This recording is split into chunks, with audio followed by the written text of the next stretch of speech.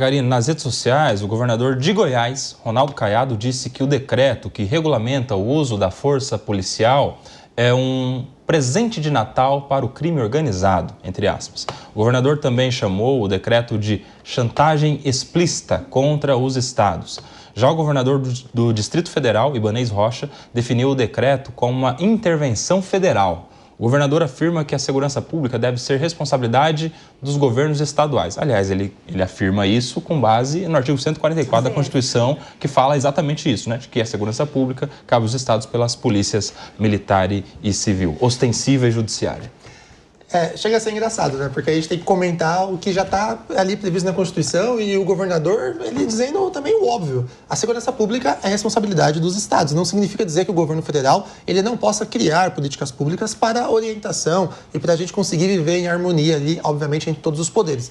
O que não pode existir é essa chantagem.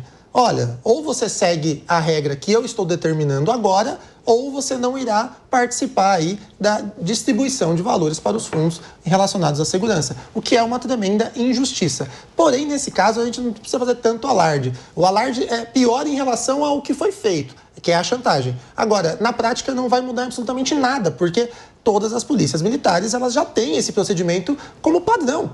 Não existe ninguém que atira em veículo que fura bloqueio. Eles perseguem o veículo, eles se comunicam para conseguir fazer um novo bloqueio e capturar ali o fugitivo, o foragido no momento, para poder entender o que está acontecendo. Não existe abrir fogo, a não ser que a vida dos agentes estejam em risco. Por isso que é importante, até na questão da câmera, Mônica, eu sou a favor também da utilização das câmeras corporais, desde que nós tenhamos uma legislação que proteja o nosso agente público. Porque a câmera não pode servir como um instrumento para você penalizar, para você punir o agente. Ela deve servir para você ter o agente protegido, para inclusive fazer a maior facilidade na produção da prova. Quantos e quantos casos nós, advogados, não vemos que a polícia prende o traficante e depois esse traficante é solto por alguma nulidade da prova? Se tiver gravado, aquele traficante vai permanecer preso, porque a prova está ali bem produzida. Então, a câmera ela é muito útil, só que ela não pode servir para prejudicar e, pior, para inibir o policial, caso ele tenha necessidade de agir. Porque na hora do confronto, do vamos ver, é muito fácil a gente ficar aqui comentando, sentadinho no ar-condicionado. Tá uma delícia aqui, gente, tá gostoso. Palumbo. Mas o agente policial, ele tá no campo. Ali ele tem que ter uma reação em milésimos de segundo, se ele tem que disparar ou não. E assim, na minha opinião, que também é do deputado Palumbo, se tiver dúvida entre quem tem que disparar primeiro, tem que ser o policial. A gente não pode correr esse risco de o policial ser abatido, tomar um tiro, porque ele não age em razão ali de ter medo de ser punido depois. E um outro aspecto também que é importante a gente destacar aqui é que vocês vão se lembrar daquele caso, Ocoba, que os policiais rodoviários federais, eles jogaram gás lacrimogêneo dentro de uma... O cara morreu, né? De uma viatura e, infelizmente, eles mataram. Tanto que eles foram afastados, depois eles foram expulsos da corporação e, recentemente, esse mês, eles foram condenados a mais de 28 anos, 27 anos de prisão, os 3 responsáveis. Então, é exatamente isso que a gente espera. A gente não está aqui para uma caça às bruxas à Polícia Rodoviária Federal. Pelo contrário, eles fazem um excelente trabalho. Casos isolados, como, infelizmente, foram desses 3 policiais que mataram aquela vítima, me fugiu o nome, acho que era Genivaldo, se eu não me engano, foram punidos, foram expulsos, responderam ali um processo administrativo dentro da corporação, depois responderam um processo judicial, puderam se defender, ampla defesa, contraditório, produção de todas as provas e condenados a mais de 28 anos de prisão. É isso que a gente espera, inclusive agora desse caso que a gente está comentando, que infelizmente aconteceu na noite de Natal e que, se Deus quiser, a vítima vai sobreviver. O caso do Genivaldo aconteceu em 2022 em Umbaúba, no Sergipe. Mônica Rosenberg. Muito legal saber que eles foram... Eu não sabia que eles haviam sido condenados. É importante que haja divulgação disso, porque isso, de alguma forma, tem um efeito pedagógico. Isso vem dissuadir que o mesmo tipo de comportamento se repita. Então, é importante que haja divulgação. Agora, acho que tem 2 discussões aqui que são paralelas. Uma é a questão da câmera, e aí, Zagarino, às vezes a câmera vai sim ser usada para punir os policiais que praticarem um comportamento indevido. Mas a questão é, como vai ser interpretada essa imagem? E hoje a interpretação é muito ruim, por quê? Porque usam para criminalizar de alguma forma comportamentos que se esperam da polícia. Então, o policial às vezes atira e precisa sim atirar. Nesse caso, ele não deve ser punido. Por isso, eu sou a favor das imagens para preservar a verdade. E aí, qual é a verdade? Eu acredito que em muito mais situações essa câmera vai servir para inocentar o policial que estava sim exercendo o seu papel do que para puni-lo. E aí é realmente uma questão de como essas imagens vão ser vistas. Elas não têm que ser públicas, elas não têm que estar divulgadas na internet e elas não têm que ser de livre acesso. Mas tem que existir a imagem para a gente saber o que aconteceu. E a outra questão é a questão do decreto. Se esse decreto tem alguma efetividade, eu acredito que não, e se é chantagem. Pelo amor de Deus, chamar de chantagem, todo mundo sabe que onde mais dói é no bolso. Você usar o sistema de segurar os valores, segurar os recursos para aqueles que não cumprem, não dá para dizer que é chantagem. Isso é a aplicação mais... Você acha que não é chantagem? Não, Mônica? não é chantagem. Eu concordo com o Diogo que o sistema de mandar todo o recurso para Brasília e de lá ele ser distribuído está muito errado. O recurso tinha que ficar assim nos municípios, tinha que ficar onde nós vivemos, os estados tinham que ter o seu próprio e a nova... A reforma fiscal vai piorar. Mas ela vai, de alguma forma, dar mais localidade à cobrança de impostos. Então, essa arrumação fiscal tem que ser feita para que não haja mais o sistema de segurar recurso para obrigar os estados a fazer... O sistema de chantagem. Não é chantagem, é que a distribuição está errada. Agora, você dizer... O dinheiro você só vai receber se você, qualquer pai e mãe, sabe que isso, quando você dá mesada para os filhos, ele faz coisa errada. Mas você falou tudo, Mônica. Não, você falou chantagem tudo. Não é. Você falou igual pai e mãe. O governo federal cuidando dos estados igual pai e mãe. Como se o estado fosse uma criança que não fosse competente pelo que diz a Constituição para cuidar da segurança pública. Mas como é que você obriga como é que você obriga esses estados abaixo? Está infantilizando. Mas não tem obrigação. A responsabilidade, a Constituição é clara, a responsabilidade da segurança pública compete aos estados. Então não faça um decreto, então não tem que ter decreto. Mas é exatamente isso que eu falei. O decreto só foi criado para politizar o assunto, para falar, ei, eu sou a esquerda, vivo de narrativa e quero me contrapor à atuação violentíssima da Polícia Militar do Estado de São Paulo. Foi uma afronta ao governador Tarcísio esse decreto. Quando o Tarcísio é o Caiado, que também se manifestou aqui. Só que, na verdade, eu gostaria muito de manifestações do governo federal em relação ao estado da Bahia. A gente está aqui falando exatamente esse contraponto do que vem sendo feito ataque ao estado de São Paulo, porque, na verdade, a Bahia é o estado que tem um número de homicídios muito maior no estado de São Paulo, em termos proporcionais, e, principalmente, é a polícia mais letal, mais violenta do Brasil, e o governo lá é de esquerda, é do PT há mais de 16 anos, se eu não me engano. Mas esse decreto, primeiro que esse decreto valeria para a Bahia também, ele vale para todos os estados, e segundo, que a questão base, esse decreto não resolve o problema, porque ele não faz prevenção. Ele não, a não ser que a gente efetivamente faça um treinamento diferenciado, este decreto só fala o que já existe, só replica regras que já existem, treinamento que já é dado em alguns estados de forma não suficiente e, se for para impor, eu acho positivo a questão. Para fechar esse assunto, Diogo da Luz, como não temos as câmeras na PRF, porque eles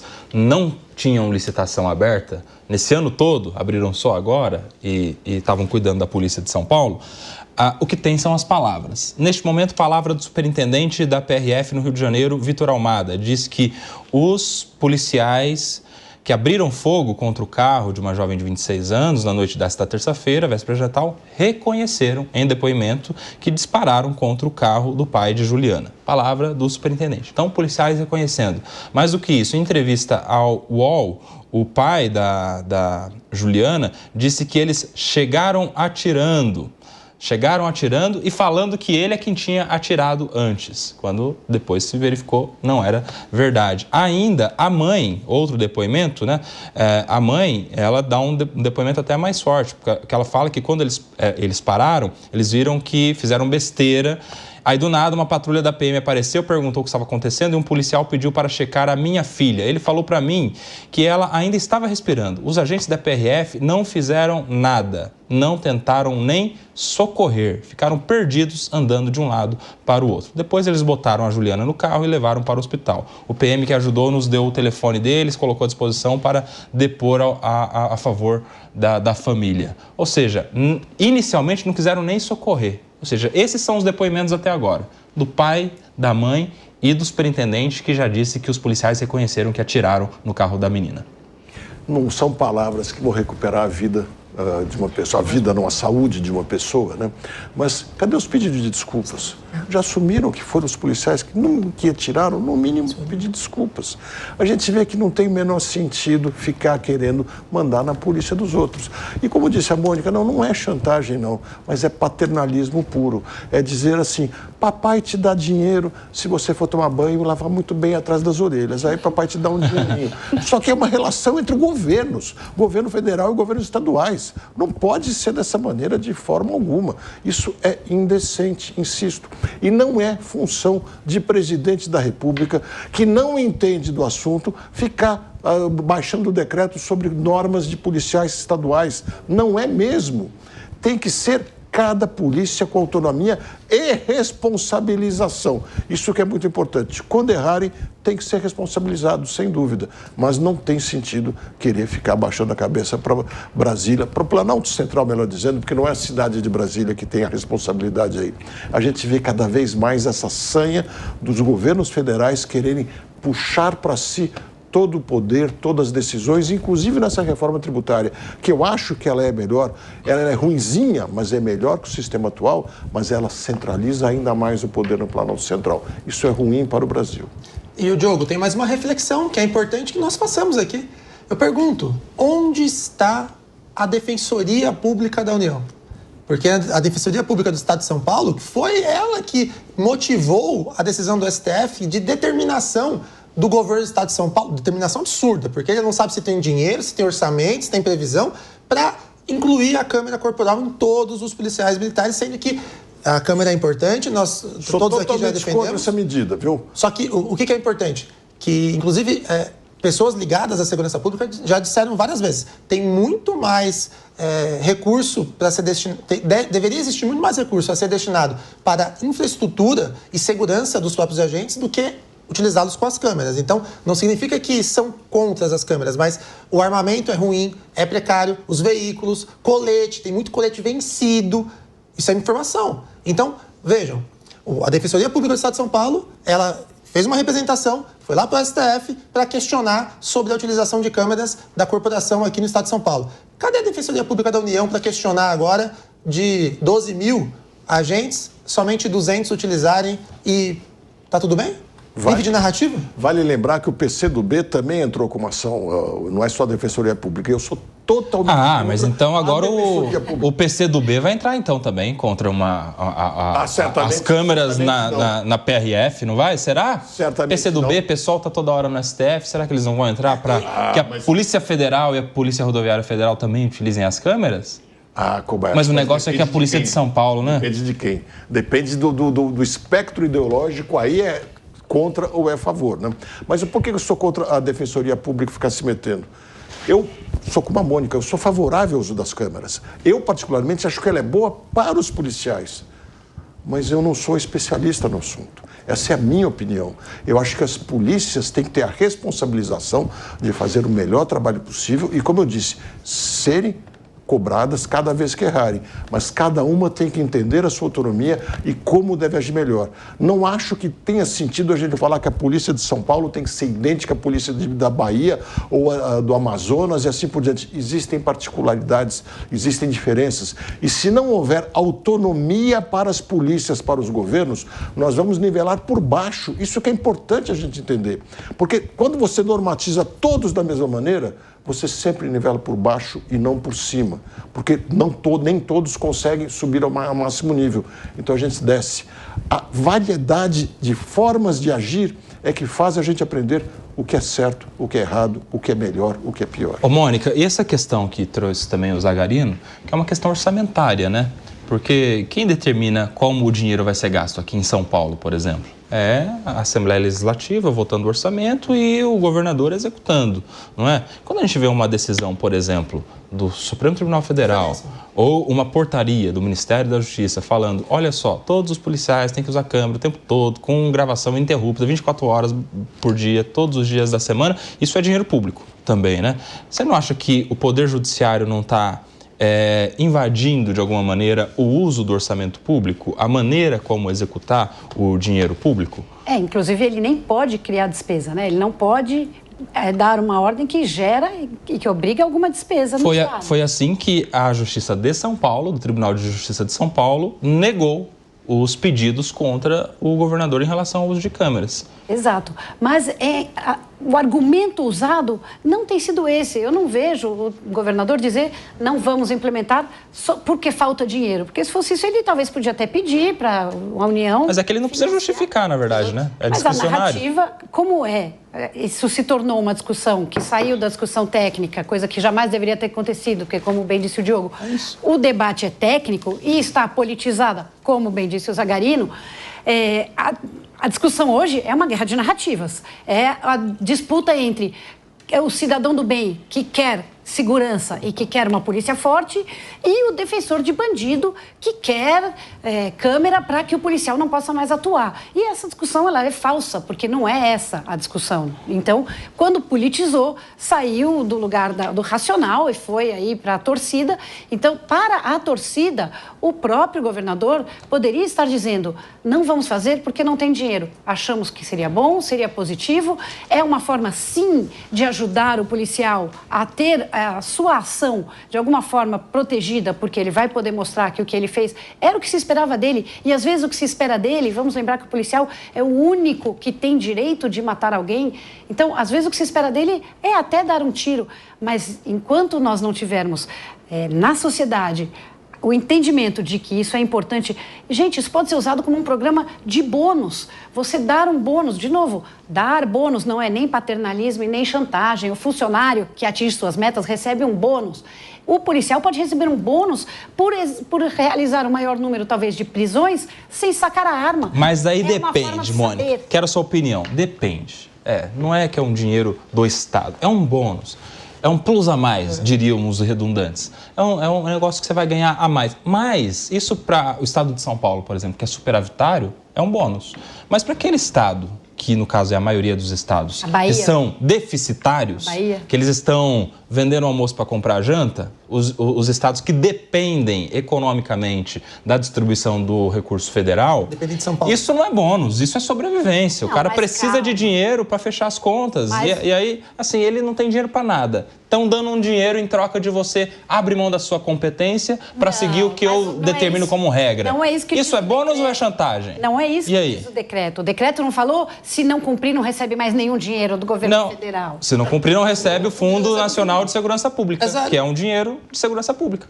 Só São Paulo só vai sobreviver. Mas, não. Bom, não sei os detalhes. Não este decreto, tá bom? Não este. O decreto anterior que regulamentava o uso das câmeras corporais para policiais militares. Se os estados cumprissem aquele decreto, eles teriam acesso ao Fundo Nacional de Segurança Pública. 100%. E quem não cumprir não tem acesso, o governo não distribui. Ou seja, isso era entendido como uma chantagem institucionalizada. Quer dinheiro, abre mão da sua competência, das suas decisões, ainda que você não concorde, passe a concordar com o jeito que eu acho que deve ser regulamentado o uso da força de segurança, e aí você tem acesso ao Fundo Nacional de Segurança Pública. Se for tudo ou nada, se for dessa forma, realmente deixou de ser liberal. Porque aí realmente ele passa a ser uma forma de exercício de poder e não uma forma de você balizar comportamentos. Aí eu precisaria estudar melhor o decreto de ontem para poder ter uma opinião. O que eu vi é que ele... Fala, Zagarino. As diretrizes não serão impostas aos estados e ao Distrito Federal, que comandam as polícias militares, polícias civis, polícias penais, mas está previsto que o repasse de recursos do Fundo Nacional de Segurança Pública e do Fundo Penitenciário Nacional, que esse é o mais grave, porque os presídios caótico a situação, para ações que envolvam o uso da força pelos órgãos de segurança pública dos estados e dos municípios, está condicionado à observância do disposto na lei 13.060 de 2014 e neste decreto, está condicionado. Mas é uma discussão... Quem cumprir mais vai receber mais, não é assim. Mas, Mônica, é uma discussão inócua. Todos os estados vão cumprir, porque não existe... Inclusive, você falou que o policial tem direito de matar. Não, ninguém no Brasil tem direito de matar ninguém. O policial, ele atira em outra pessoa em legítima defesa sempre. Por isso que é importante até a câmera corporal para evitar a execução. Quando o policial militar ele mata alguém, ele ceifa a vida de uma pessoa, ele tira o direito de defesa, do contraditório, ele cria uma nova lei no Brasil que não existe pena de morte. Todo mundo quer que o criminoso seja punido, porém seja punido com base na lei. Porque quem infringe a lei para fazer justiça também é criminoso. Então, a Câmara Corporal ela é importante. Mas, volto a dizer, só para finalizar esse assunto, para garantir, principalmente, a utilização dela tem que ser garantida com leis que defendam o agente. O agente não pode ser punido por agir, porque nós, população brasileira, esperamos que a força policial ela possa agir quando necessário. E, na dúvida, entre um bandido morto e um policial morto, que morra o bandido. Para fechar, um tweet de cada aqui da Mônica e do Diogo da Luz. Um tweet sobre esse assunto? Isso. Treinamento e prevenção é a coisa mais importante que está faltando para a nossa polícia. E aí, Diogo da Luz? Mais uma vez, o presidente Lula assina um decreto que, no fundo, vira material de campanha para Ronaldo Caiado, que é pré-candidato à presidência da República. Olha aí. O Caiado já falou firmemente que ele não vai seguir esse caminho e, com isso, está ganhando força cada vez mais. O Diogo da Luz já mirou 2026, hein? Isso são assuntos para eles irem colecionando para as campanhas eleitorais. Não é isso, Diogo? É isso? Exatamente, é isso mesmo, é isso mesmo. Tudo é política, né? E a tristíssima e trágica coincidência do decreto ter sido assinado justamente no dia que a Polícia Federal, rodoviária, mas federal, deu um tiro na menina, que isso vai aumentar muito a repercussão, é material de campanha para o Caiado, sem dúvida. Olha